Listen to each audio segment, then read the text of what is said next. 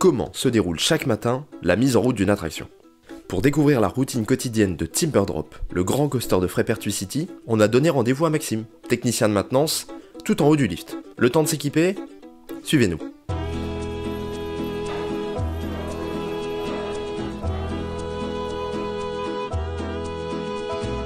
Salut, c'est Maxime de Freipertuis. Aujourd'hui, on se retrouve pour le contrôle de Timberdrop.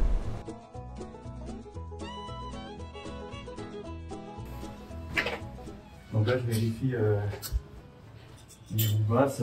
En fait, il faut qu'elles tournent, qu'elles soient collées au rail, mais qu'elles tournent bien à la main, pour pas que le train soit trop bridé sur le parcours. Et en fait, si nécessaire, j'ai un petit réglage à retoucher en dessous.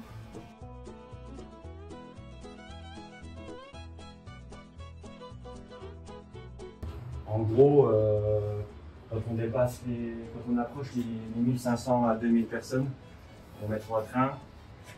Et après, on met 4 trains plus juillet et août quand on arrive dans les 3 à 4000 personnes.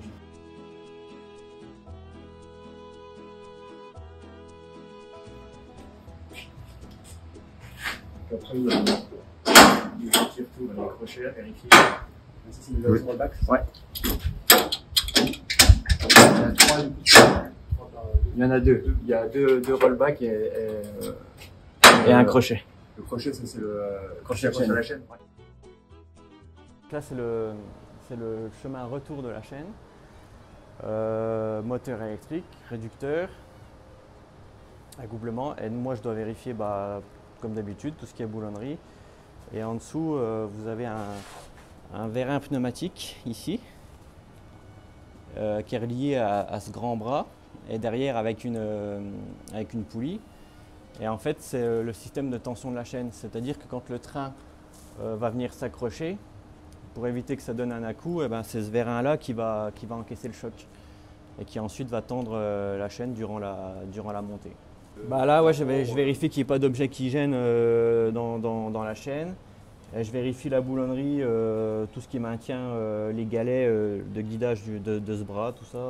Parce qu'on a des surprises, des fois on retrouve des téléphones. Ouais. Alors d'après le constructeur, normalement en dessous de 5 degrés on ne devrait pas tourner. Mais là, rien que ce matin il fait frais, je sais qu'ils vont avoir les trains vont avoir du mal, je pense que je vais mettre un peu d'huile dessus pour être sûr que ça passe. Donc là, moi je démarre l'attraction, ensuite je passe en maintenance comme ça. Et là je vais aller faire mes vérifications sur chaque passerelle.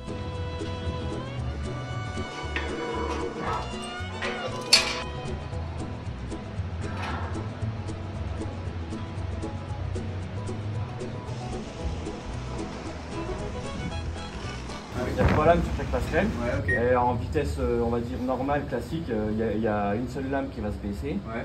Et si le train était trop rapide, toutes les lames restent en l'air pour qu'il freine plus. Ouais. Donc là, c'est toi qui génères cette position et quoi qu'il arrive, elle est toujours. Voilà. Donc là, je vérifie le bon fonctionnement, toutes les mâchoires de la lame. Et ici, on appelle ça un booster. C'est quand le train n'est pas assez rapide, il va lui redonner une impulsion. Et en fait, quand je l'active, on voit que le vérin il resserre les deux roues pour lui donner une impulsion.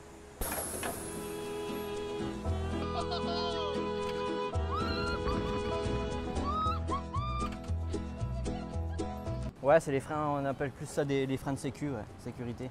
Donc c'est en fait, si le précédent train il n'est pas arrivé en gare ou qu'il y a un autre problème, il faut vraiment le tenir en position. Va l'arrêter, voilà. Parce que ça freine, ça va tenir en position. Ça le ralentit juste. En fait, en cycle normal, le train il va juste ralentir avec les magnétiques et puis eux, ils ont entre guillemets rien à faire, quoi.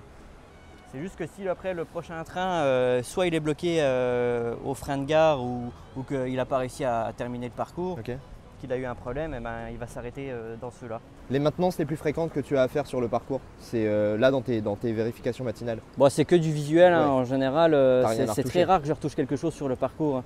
Tout ce qui est boulonnerie, c'est toujours serré. À part remettre un peu d'huile le matin s'il fait frais, c'est tout ce que je vais faire. Après, ou un peu de graissage, quoi. Mais sur la structure, en général, on n'y touche pas durant la saison. Plus l'hivernage, mais pas pendant la saison. À part s'il y a une pièce qui lâche, évidemment.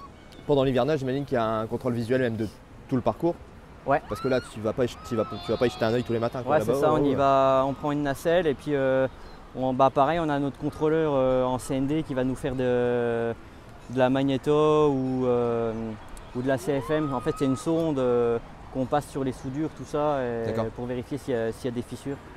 Donc okay. Lui, il va nous faire ça tous les ans. Bah pareil, il y a un visuel sur la chaîne, les poulies. Après là, je regarde toujours la distance.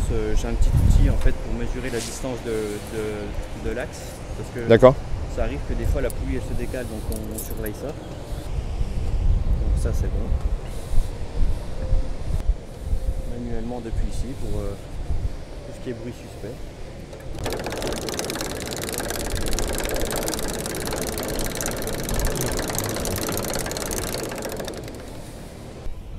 Là, ça freine un petit peu la descente, les petits patins. Descente, ouais, sinon c'est un peu trop brutal. Sinon tu te prendras un grand coup dans les épaules.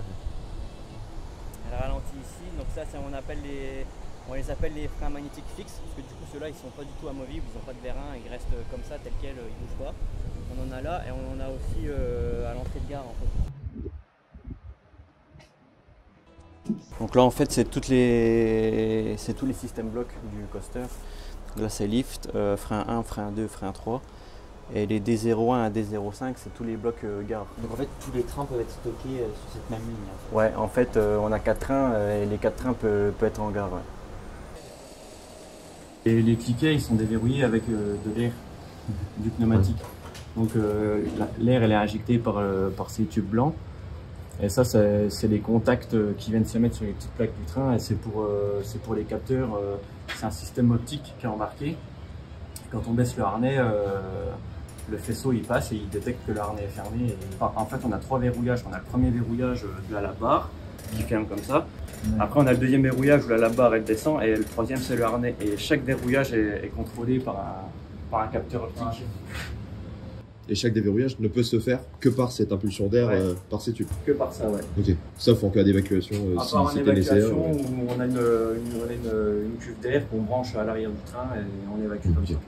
Et donc on a les 4 lèvres qui sont au-dessus, là, 1, 2, 3, 4. Quand elles sont vertes, on considère qu'elles sont fermées. Et quand sur les 3 boîtiers, elles sont vertes, du coup il y a la lumière générale ici qui se met en vert et qui se dit